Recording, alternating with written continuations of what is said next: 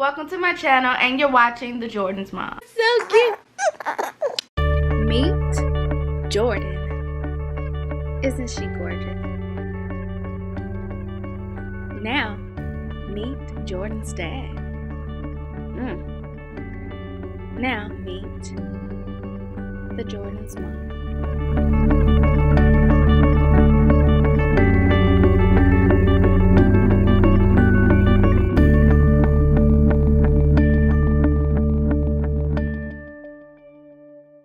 I'm here to tell you about my labor and delivery story, cutting straight to the chase. Throughout my pregnancy, the whole journey was straight, fine, and dandy. I was one, and still am, one of those mothers who wanted to go all natural. I didn't want any medicines. I didn't want any help. I just wanted my body to do what it does.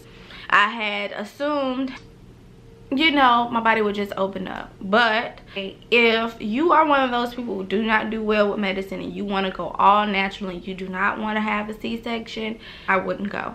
And baby, I had to suffer for that. When I got to the last weeks of my pregnancy, maybe 39 to 40 weeks, my boss came into my classroom and was like, how about we make today or tomorrow your last day? I was walking slow, I was huffing and puffing, I was hurting. There was a lot of pressure on my hips. It hurt. In Georgia, you don't get paid maternity leave, so every day had to count. So when I was at home, you know, I'm walking around the house multiple times. I'm bouncing on the exercise ball. Then I went to the doctor and they did this membrane sweep when I was at 39 weeks. I had turned 40 weeks. Mucus plug came out. My mama came up. She was here for almost a good full week until my scheduled induction day came up. You know, I was feeling some Braxton Hicks contraction. I hate Braxton Hicks. I understand that they may serve a purpose, but oh my god, when it happens too many times, that stuff get annoying. You ready for this good little bundle of joy to come out. After a while, you know, that joy started turning into pain. When I went in for my induction day, I was about 2 to 3 centimeters dilated. I had never had any high blood pressure problems in my life, yo. Tell me why when I go in for induction day, they take my blood pressure. Oh my god, they hollering preeclampsia. I was just like, y'all lying. Y'all are not being honest. I should have known it was about to be some mess. They put me on Pitocin. That was the first thing I did not want to be put on. I thought they was gonna break my water and let London bridges fall down, but nope, they wanted to put me on Pitocin. Then I had to sit there and let the contractions build. I think I dilated 1 more centimeter. They was just like, okay, we're gonna break your water and see what to do. On upping the doses and the contractions, they started getting intense, but I wasn't really feeling anything. The bad boys started doubling when they upped the doses of Pitocin. I'm taking it like a G at first. I'm like, it was the fact that it was doubling, and I'm just like, no ma'am, I'm not doing this. I'm not doing, because the contractions started to actually hurt. They started to administer the epidural. The first lady who came up in there, she didn't know what she was doing. She was asking me questions. I'm like, girl, this is not my job. Then I have scoliosis. She didn't know that. She done stuck me in the wrong places. She has to call her boss to come up in there and give me the doggone epidural. And he's just like, oh, so you have scoliosis. She didn't know that.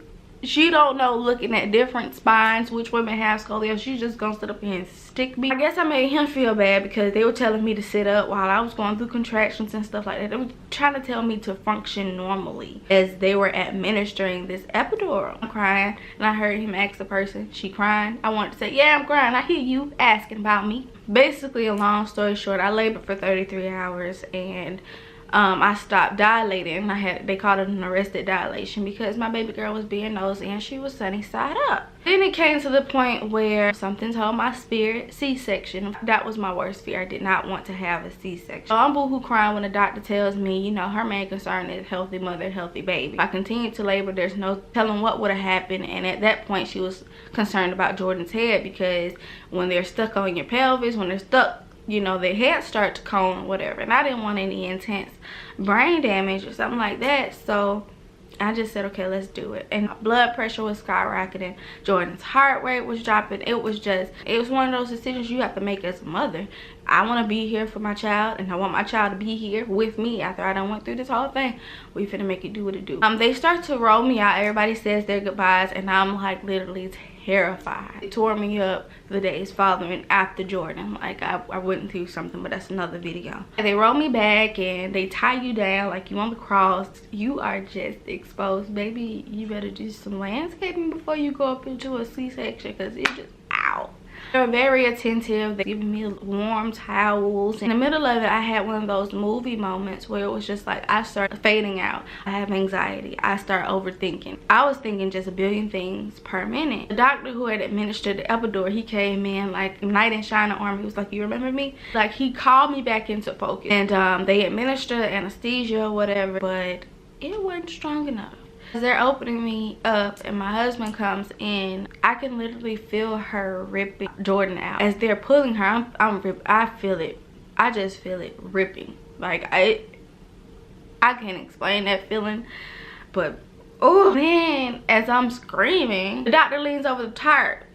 Huge smile. "Oh yeah, I forgot to tell you, you're gonna feel some pressure." Couldn't tell me that in the beginning. You just gonna let me go through this, say ouch, and then you be like, "Oh yeah, it's gonna hurt." It's too late. I know it hurts. I feel it now. Thank you. They offered me narcotics, but I wanted to be there in the moment when I heard Jordan take her first breath, when I heard her cry. I wanted to be present. As they pulled her out and we hear Jordan just going, ah! In my head, I'm hearing all this soundtrack music. The drums are drumming. My husband is like, "You hear? You hear?" And I look up at him and I see this pure joy.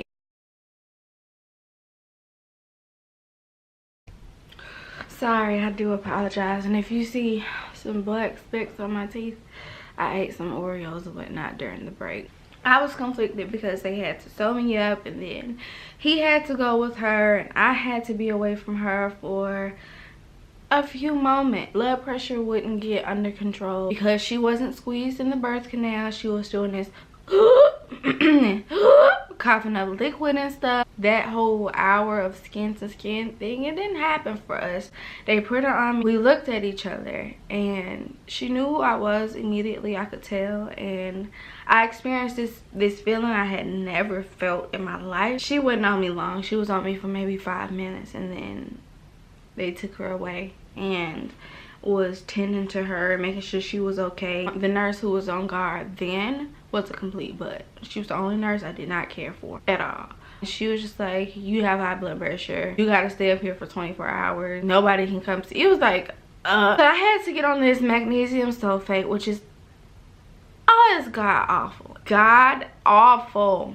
Yo, first administered it, it had to be, I had to get a normal reading to go into the room. It could only be 3 visitors per room or whatever, which dampened that. But that didn't matter. If you my mama don't care about stuff like that. Like, they was like, "Wait a moment, it's not time for people to come." I know when my husband sent a text to my mama and let them know I was back in the room, we were back in the room, they both came. As soon as that nurse got it out her mouth, our family was at the door. And my mom looked at me first. I thought she was gonna be looking at Jordan first. She looked me dead in my eyes. It was like it was mama bear. Like, she was looking at me. Cause okay, here's the thing. Gervais' mom had called Gervais during the C-section so that they could hear everything. My mom, from my understanding, heard me screaming and stuff like that, and she could not handle it. She was out there in the waiting room just boo-hoo crying because it was just like, I'm her baby. And then as soon as she heard Jordan crying, they said she took off running. After hearing that, after hearing your child go through such strenuous pain, I can only imagine how she was feeling. But anyway, nonetheless, she comes into the room and she did triple over just to make sure I was okay. And then when she held Jordan, just to look in her eyes, it was just and then they passed Jordan around the room, and during that time it was the most serene. It was so quiet. It was, I cannot explain that moment. It as everyone was meeting Jordan for the first time, everybody was quiet. Nobody was doing any side conversations. It was just bottom line is, if you want to have a natural birth, baby, don't Don't go get induced unless it's absolutely necessary. I was in labor prior to going to an induction, but Jordan was stuck. If there's a decision that needs to be made that is for the betterment of you and your child, it does not make you any less of a mother. It does not. It does not. Now, you're going to go through your struggles or whatever. You're more susceptible to baby blues and all of that stuff, but we built for it tough. Women are tough. So yeah, thank you for listening to my labor and delivery story. I hope that you enjoyed it. Stay tuned for more updates, stories, advice, tips, tricks for new mothers or whatever. I'm not an expert. I'm just living life. See you soon.